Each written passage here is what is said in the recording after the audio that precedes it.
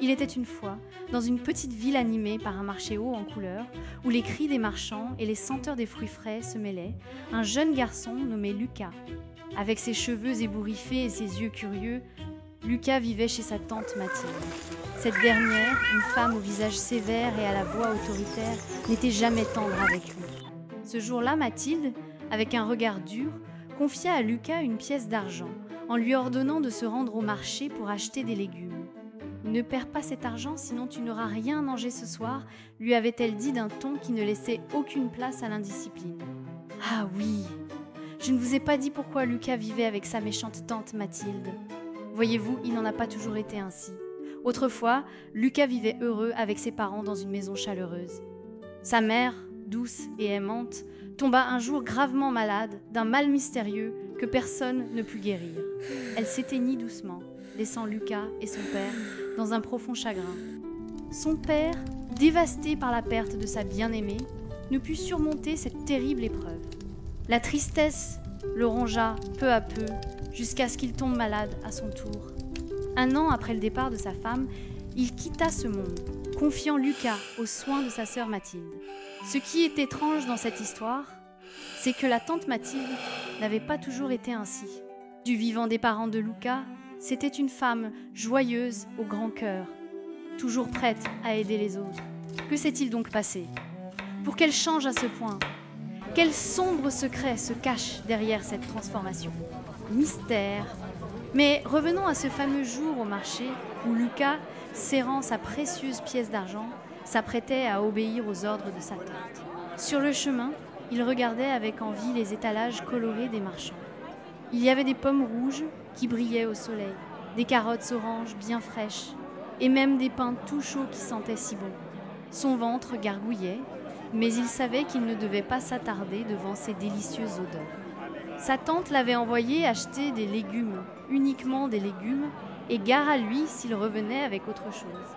Alors qu'il marchait entre les stands, un bruit faible attira son attention. C'était comme un petit gémissement qui venait du sol. Au milieu de la foule affairée du marché, Lucas aperçut un petit chien couché par terre, immobile. Les gens pressés ne faisaient même pas attention à lui. Certains le bousculaient ou le piétinaient sans même s'arrêter, trop occupés par leur course. Le pauvre animal était si maigre qu'on pouvait voir ses côtes sous sa fourrure sale et emmêlée. Ses yeux, autrefois sûrement pleins de vie, étaient maintenant tristes et fatigués. Sa respiration était lente et il tremblait légèrement, malgré la chaleur du jour. Le chien leva faiblement la tête vers Lucas. Ses grands yeux marrons semblaient supplier « Aide-moi ». Lucas sentit les larmes lui monter aux yeux. Il connaissait trop bien la sensation d'avoir faim. Sa tante le privait souvent de repas. Voir ce chien dans cet état lui faisait mal au cœur, comme si quelqu'un lui serrait la poitrine très fort. Sans hésiter une seconde de plus, Lucas prit une décision. Il savait qu'il allait avoir des problèmes avec sa tante, mais il ne pouvait pas laisser ce pauvre animal mourir de faim. Il courut vers le boucher le plus proche. Son choix était fait. Lucas utilisa sa pièce pour acheter un morceau de viande qu'il offrit au chien. « Tiens, mange ça, tu en as besoin », murmura-t-il. Le labrador, les yeux pleins de gratitude, dévora la viande avec appétit. Après avoir donné la viande au chien qui la dévora avec appétit, Lucas ne pouvait se résoudre à le laisser là, au milieu de cette foule indifférente. « Suis-moi » murmura-t-il doucement en faisant un geste de la main. « Tu sais, dit-il, en marchant lentement pour que le chien puisse suivre son rythme, quand je vais rentrer à la chaumière, ma tante va être furieuse. Elle me punit toujours sévèrement quand je ne fais pas exactement ce qu'elle dit. Mais tant pis, je ne pouvais pas te laisser mourir de faim sur la place du marché. Même les animaux des champs ont droit à la pitié. Je vais t'appeler Max, décida-t-il en poussant la porte de sa cabane. Il arrangea rapidement un coin confortable avec des feuilles sèches qu'il ramassa aux alentours. Je viendrai te voir chaque fois que ma tante m'enverra faire des courses au village. Je te rapporterai des restes de pain et ce que je pourrai trouver. À bientôt, Max, dit-il doucement. Je reviendrai dès que possible. Ce que Lucas ne savait pas encore, c'est que Max comprenait parfaitement chaque mot qu'il prononçait. Le chien magique observa son jeune sauveur s'éloigner. déjà certain que ce garçon au cœur d'or méritait bien plus que la vie de misère qui était la sienne. Bientôt, très bientôt, il pourrait le remercier proprement pour sa bonté. Le soleil déclinait déjà lorsque Luca poussa la lourde porte en bois de leur modeste demeure. Mathilde, qui attendait près de la vieille marmite posée sur les braises, lui dit « Où sont les légumes, Luca ?» Sa voix résonna contre les poutres noircies du plafond. Et l'argent, le ton montait. Lorsque Luca finit par avouer ce qu'il avait fait, le visage de sa tante se durcit encore davantage. « Tu seras puni. Pas de dîner pour toi ce soir, » tonna-t-elle, pointant un doigt accusateur vers le lit de paille dans le coin le plus sombre de la pièce. Le lendemain matin, dès que le soleil s'éleva dans le ciel, Luca se précipita vers sa cabane dans les bois. Son cœur battait à l'idée de retrouver Max, son nouveau compagnon. Quand il arriva, le chien l'accueillit avec un regard lumineux et une queue qui battait joyeusement l'air. Luca s'assit près de lui, caressant doucement sa tête. « Tu sais, Max, je n'ai rien mangé depuis hier soir, » murmura-t-il avec un soupir, « et je n'ai rien pu t'apporter non plus. » À ce moment-là, quelque chose d'extraordinaire se produisit.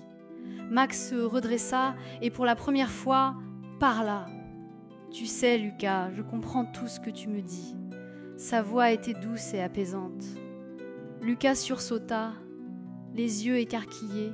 « Tu parles. Comment est-ce possible ?» Max inclina la tête avec un sourire presque humain. « Oui, je parle. Je suis pas un chien ordinaire. Je suis un chien magique. Tu es très courageux, Luca. Tu m'as sauvé d'une mort certaine. Et personne ne s'est intéressé à moi à part toi. C'est à mon tour de te rendre l'appareil. » Luca resta figé, la bouche entr'ouverte, incapable de croire ce qu'il venait d'entendre.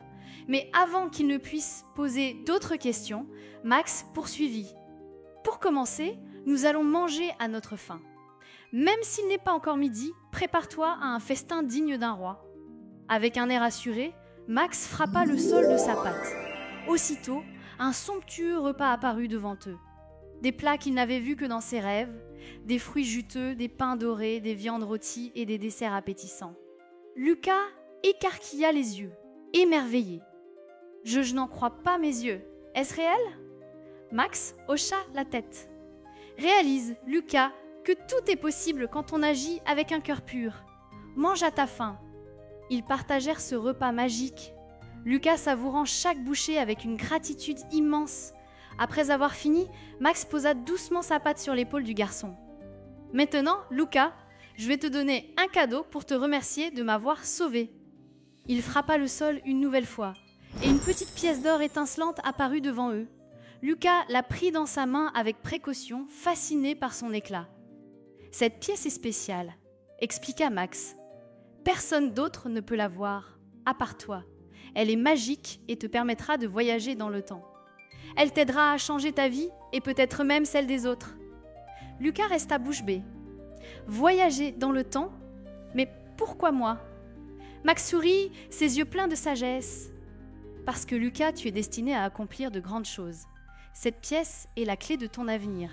Mais souviens-toi, avec un tel pouvoir, il faudra toujours agir avec sagesse et bienveillance. » Luca serra la pièce dans sa main, le cœur rempli d'espoir.